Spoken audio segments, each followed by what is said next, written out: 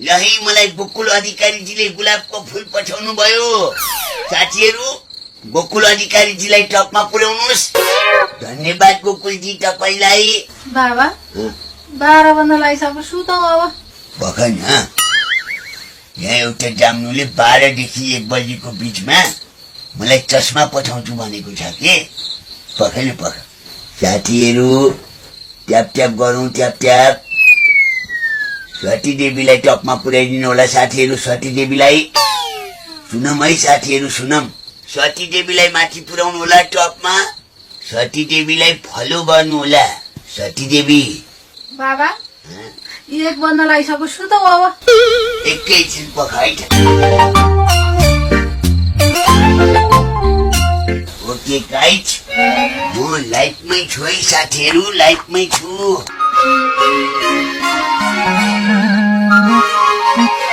यति राति कता जान लागिसक्यो फेरि? मेरा मुटुका टुक्राहरू, अहिले रातको 1:30 बजेको छ। मलाई त्यो भगवती जाम्नुले राति 12 बजेदेखि 1 बजेको बीचमा एउटा कालो चस्मा गिफ्ट पठाउँछु भनेको थियो। अहिलेसम्म त्यो जाम्नुले कालो चस्मा गिफ्ट नपठाएको कारणले म त्यो जाम्नुको घरमै जाँदैछु साथीहरू।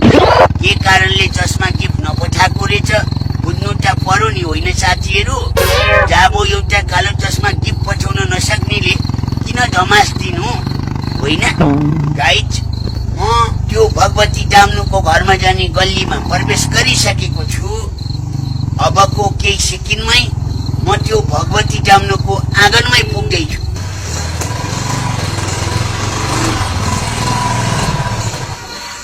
साथीहरू, फाइनली म यो भगवतीको घरको आँगनमा आइपुगिसकेको छु। अहिले चाहिँ रातको ठ्याक्कै 2 बजेको छ। अब म